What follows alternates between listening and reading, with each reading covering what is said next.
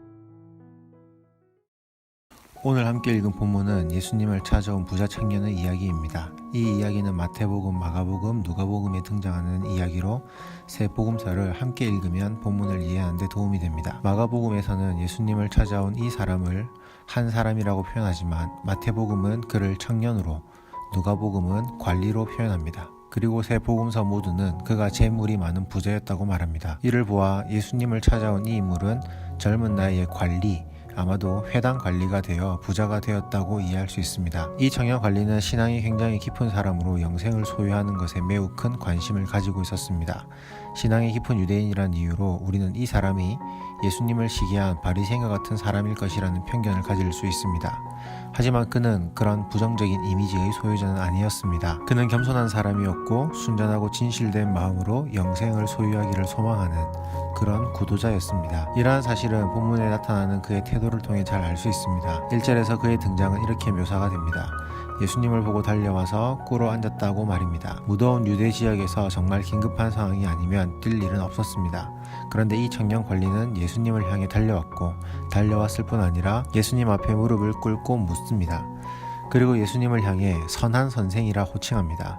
무엇보다도 사람의 마음 깊은 곳까지 아시는 예수님은 이 청년 관리를 사랑하셨습니다. 예수님이 그를 사랑하신 것은 그의 진실되고 참된 마음을 아셨기 때문입니다. 예수님을 찾아온 청년 관리가 이러한 사람이라는 것은 우리에게 매우 큰 의미가 있습니다. 적어도 함께 말씀을 나누는 고등부 친구들은 바리새인과 같이 예수님을 시기하는 사람보다는 이처럼 참된 믿음을 가지길 원하는 순수한 사람에 가깝기 때문입니다. 어쩌면 기독교인이라고 하지만 영생에 대한 확신이 없는 우리의 모습은 오늘 본문의 청년 관리와 비슷하다고 할 수 있기에 그에게 주어진 예수님의 가르침은 우리에게 더없이 좋은 도전과 교훈이 될 것입니다. 그렇다면 이제 본격적으로 예수님과 청년 관리의 대화를 살펴보도록 하겠습니다. 예수님을 만난 청년 관리는 예수님을 향해 선한 선생이라고 호칭하며 내가 무엇을 하여야 영생을 얻으리까? 라고 묻습니다. 선한 선생이라는 표현은 매우 어색한 표현으로 당시의 선하다는 수식어는 선생이나 랍비에게 쓰지 않았습니다. 이것은 오직 하나님께만 쓰던 표현이었고 그래서 예수님은 어찌하여 나를 선하다 일컫느냐 하나님 한 분 외에는 선한 이가 없다라고 말씀을 하셨습니다. 그렇다면 왜 이 청년 관리는 예수님을 향해 선하다는 수식을 한 것일까요? 그것은 청년 관리가 지금껏 예수님이 행하신 사역에 대한 소문을 많이 들었고 그런 분이라면 참된 선이 무엇인지를 알려줄 수 있을 것이라 확신했기 때문입니다. 이 청년 관리에게는 선을 행하는 것이 신앙의 중요한 화두였습니다. 그는 유대인답게 율법 행함을 통해 선을 이루는 삶을 살아왔습니다. 여느 유대인과 마찬가지로 자신이 하나님의 택함을 받은 백성이기에 율법 행함을 통해 그에게 걸맞는 삶을 살아야 한다고 믿어왔고 실제로 그렇게 살아왔습니다. 율법을 행하는 것이 바로 선을 행하는 것이지요. 유대인 남자는 12살이 되면 그때부터 율법을 행하기 위해 최선을 다하는 삶을 살게 됩니다. 즉 12살 때부터 율법의 멍에를 치게 된다는 것입니다. 오늘 본문의 청년 관리는 착실한 유대 청년의 전형이라 할 수 있습니다. 그런데 하나님의 백성임을 전제로 하면서 율법을 지키는 유대인이 여전히 영생에 대한 불안과 의문을 가지고 있다는 것은 매우 아이러니합니다. 평생을 율법 행함이라는 선행으로 살아오고 있음에도 영생에 대한 갈망이 있었던 그는 예수님을 통해 자신이 더 이루어야 할 선이 무엇인지를 묻고 싶었던 것입니다. 그런 마음이 있었기 때문에 그는 예수님을 선한 선생이라 부르는 것입니다. 여기에서 우리는 유대인들이 가진 율법주의가 얼마나 허무한 것인지를 발견하게 됩니다. 자신들만이 하나님의 택함을 받은 자녀라고 주장하며 율법을 소유함과 행함에 대해 굉장한 자부심을 가지고 있지만 사실 마음 한켠에는 여전히 영생에 대한 불안과 의문이 있음을 볼 수 있기 때문입니다. 어쨌든 청년 관리는 예수님께 어떻게 해야 영생을 소유할 수 있는지를 물었습니다. 예수님은 자신을 선한 선생이라 부른 이 청년 관리의 마음을 잘 아셨기 때문에 그에게 맞는 답을 내려주십니다. 예수님은 먼저 십계명의 두 번째 부분인 살인하지 말라, 간음하지 말라, 도둑질하지 말라, 거짓 증언하지 말라, 속여 빼앗지 말라, 내 부모를 공경하라는 계명을 일러주셨습니다. 예수님의 대답에는 두 가지 의미가 있습니다. 첫째는 이 청년 관리에게 참된 가르침을 주기 위한 방법으로서 그에게 익숙한 율법, 그 중에서도 십계명에 관한 언급을 하셨다라는 의미이고, 둘째는 이 계명들이 실제로 영생을 얻는 것과 관련이 있음을 의미하는 것입니다. 계명을 지켜야 영생을 얻을 수 있다라는 말이 마치 행위 구원을 의미하는 것처럼 보일지 모르지만 실제로는 그렇지 않습니다. 계명, 율법의 핵심은 사랑, 공의, 자비와 같은 하나님의 성품에 있는데 우리가 예수님을 믿음으로 성령님을 마음에 오시게 되면 우리는 율법과 계명의 핵심인 하나님의 성품을 이룰 수 있습니다. 이러한 측면에서 계명을 지키는 것은 영생과 관련이 있다는 것입니다. 예수님의 이 말씀에 청년 관리는 선생님, 이러한 것들은 제가 어릴 때부터 잘 지켜왔습니다 라고 고백합니다. 예수님은 이 대답 속에 교만함이 아니라 간절함과 순전함이 있음을 아셨습니다. 그렇기 때문에 예수님은 그를 사랑하는 마음으로 영생을 얻을 수 있는 방법이 무엇인지를 그에게 알려주십니다.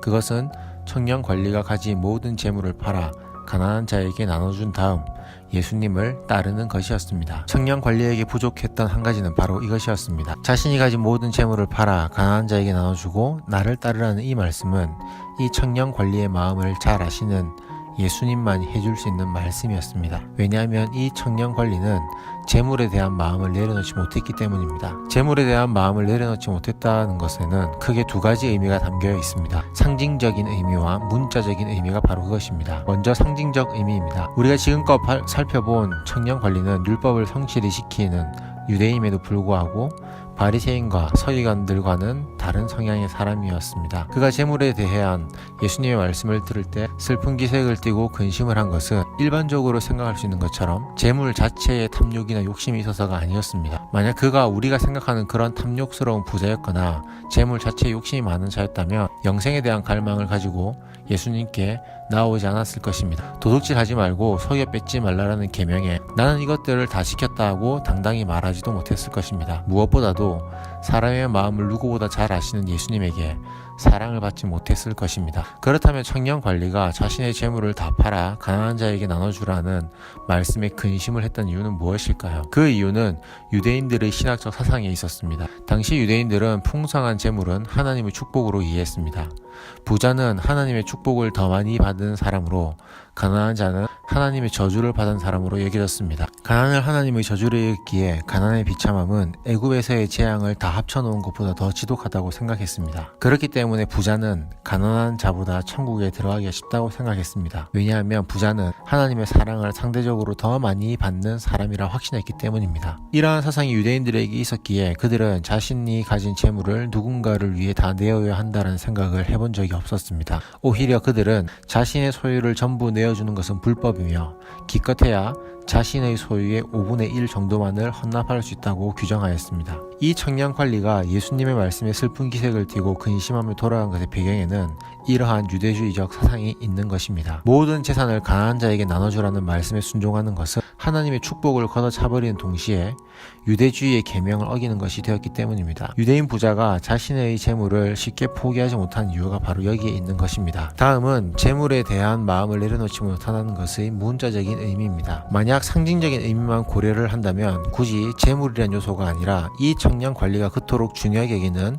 또 다른 율법이나 계명을 언급하셨을 것입니다. 하지만 예수님은 재물에 관한 이야기를 하십니다. 여기에는 매우 중요한 포인트가 있습니다. 재물에 대한 마음을 내려놓지 못한다는 것은 죄된 인간의 일반적인 모습입니다. 재물에 대한 유혹은 그 누구도 피해갈 수 없는 것이기에 예수님의 제자가 되어 영생을 얻기를 위해서라면 반드시 해결해야 할 문제 중 하나가 됩니다. 그렇기 때문에 예수님께서 청년관리가 내려놓아야 할 가장 마지막 요소로 재물을 언급하신 것은 예수님을 따르기를 원하는 모든 사람이 짚고 넘어가야 할 문제가 재물에 대한 내려놓음이라는 것으로 이해할 수 있습니다. 비록 이 청년관리가 영생에 깊은 관심을 가질 만큼 눈에 보이는 재물에 관심을 가지지 않았다 하더라도 재물에 대한 인간의 악한 본성이 그의 내면에서 반응하지 않을 수 없습니다. 율법과 계명을 소중히 여기는 자였지만 예수님을 따르기 위해 자신의 모든 재물을 다 포기하라는 것은 문자 그대로 그에게 근심거리가 되었습니다. 재물이 한순간 없어지면 당장에 무엇을 먹고 살아야 할지가 걱정이 되었을 것입니다. 예수님을 참된 메시아가 아닌 그저 선한 선생으로만 여겼던 이 청년 관리에게 모든 것을 포기하고 예수님만 따르라는 도전은 쉽게 받아들일 수 없는 것이었습니다. 청년 관리가 모든 재산을 다 팔아 가난한 자에게 나눠주고 예수님을 따르지 못했던 이유에는 이와 같은 상징적인 의미와 문자적인 의미가 함께 담겨져 있었습니다. 모든 재산을 팔라는 것은 하나님의 축복을 걷어차버리는 동시에 유대주의의 계명을 어기는 것이며 현실적으로도 포기할 수 없었던 명령이었던 것입니다. 그래서 예수님은 낙타가 바늘길을 통과하는 것보다 부자가 하나님 나라에 들어가기가 더 어렵다고 말씀하셨습니다. 팔레스타인에 사는 유대인들이 보았던 동물 중 가장 큰 동물인 낙타와 또 가장 작은 구멍인 바늘귀로 조합된 이 문구는 말 그대로 불가능을 의미하는 표현이었습니다. 상징적인 의미와 문자적인 의미에서 부자는 결코 하나님 나라에 들어갈 수 없습니다. 예수님의 이러한 말씀에 제자들은 큰 충격을 받았지만 그들의 반응은 전혀 이상한 것이 아니었습니다. 그들의 세계관으로는 부자가 천국에 들어가는 것이 어려운 일이 아니었기 때문입니다. 예수님과 청년관리의 대화를 통해 어떤 사람이 영생을 얻을 수 있는지를 보게 됩니다. 그것은 모든 재산을 팔아 가난한 자에게 나눠준 다음 예수님을 따르는 것입니다. 이 원리는 영생을 얻기를 원하는 또 하나님 나라에 들어가기를 원하는 또 구원받기 원하는 모든 사람들에게 적용이 되는 말씀입니다. 그리고 이 말씀의 의미가 상징적인 동시에 문자적인 것처럼 적용 역시 그러해야 합니다. 상징적으로 적용을 한다는 것은 내가 소중하게 여기는 것, 신앙의 가치보다 더 소중하게 생각하는 것, 이 모든 것을 내려놓을 수 있어야 한다는 의미입니다. 이것은 재산뿐 아니라 인간관계, 그리고 직장, 재능, 취미, 사고, 감정, 시간, 건강 등 우리의 삶을 영위하는 데 연관되는 모든 것들이 포함되어 있습니다. 우리가 예수님보다 소중하게 여기는 것이 무엇이 있을까요?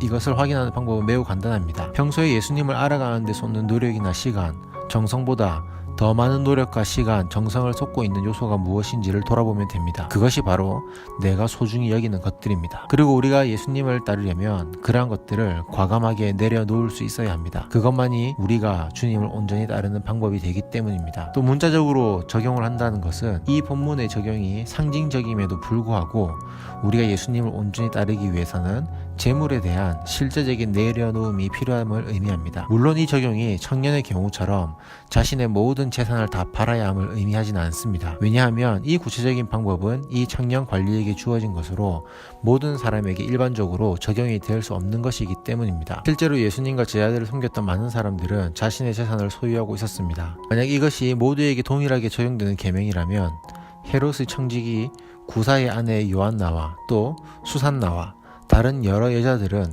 자신의 소유로 예수님과 제자들을 섬기지 못했을 것입니다. 또 베다니의 마리아, 마르다, 나사로 역시 자신들의 집과 재산을 소유하고 있었으며 예수님의 제자인 베드로와 레위 역시 자신들의 집이나 고깃배를 계속 소유하고 있었습니다. 하지만 우리는 하나님께서 분명히 우리 모두에게 재물에 대한 내려놓음을 요구하시며 그 요구에 믿음으로 반응하기를 결단해야 합니다. 이 결단은 내가 가진 재물이 온전히 하나님으로부터 온 것이며 하나님께서 나에게 맡겨주신 것이라는 인식으로부터 시작을 합니다. 내가 가진 것이 내 것이 아니라는 인식을 하고 있어야 재물의 마음을 빼앗기지 않고 자유로워질 수 있기 때문입니다. 청년 관리에게 예수님이 요구하셨던 것처럼 하나님께서는 언제라도 나의 재물을 사용하여 어려운 사람을 돕거나 가난한 사람을 구제하라는 마음을 주실 수 있습니다. 선교사님을 위해 헌금하라는 마음을 주실 수도 있습니다. 어려움을 당한 친구를 위해 밥을 사라는 마음을 주실 수도 있습니다. 그럴 때 우리는 기꺼이 기쁜 마음으로 그 요구에 응답할 수 있어야 합니다. 우리는 내가 가진 재물을 통해 어려운 사람을 돕고 섬기는 일에 익숙해져야 합니다. 이것은 성경이 말하는 정의와 공의를 이루는 매우 중요한 방법이기도 합니다. 동시에 재물이 우리의 마음을 빼앗기지 않도록 하는 훈련의 방법으로 우리가 예수님을 온전히 따르는 데 결정적인 역할을 할 것입니다. 오늘 말씀의 상징적인 의미와 문자적인 의미를 기억하며 이것을 우리의 삶에 지혜롭게 적용하는 고등부 친구들이 될 수 있기를 소망합니다. 설교의 서두에서 이 청년 관리는 우리와 영적인 상태가 매우 비슷한 인물이기에 그에게 주어진 예수님의 말씀은 우리에게도 동일한 적용이 될 수 있다는 말씀을 드렸습니다. 교회는 다니고 있지만 여전히 하나님 나라와 영생에 대한 확신이 없는 친구들이 있습니까? 그렇다면 예수님께서 이 청년 관리에게 하신 말씀을 기억하며 그 말씀대로 살아갈 수 있기를 바랍니다. 여러분이 소중히 여기는 것, 여러분이 신앙보다 더 가치 있게 여기는 것이 있다면 그 모든 것을 주님을 위해 내려놓을 수 있기를 바랍니다. 또 그렇게 결단하시기를 바랍니다. 그렇게 우리가 결단할 때 하나님은 우리에게 하나님 나라와 영생을 허락해 주실 것입니다. 예수님보다 더 소중하게 여기는 것들을 믿음으로 내려놓고 포기함으로 하나님이 주시는 영생을 소유하는 저와 여러분이 될 수 있기를 주님의 이름으로 축복합니다.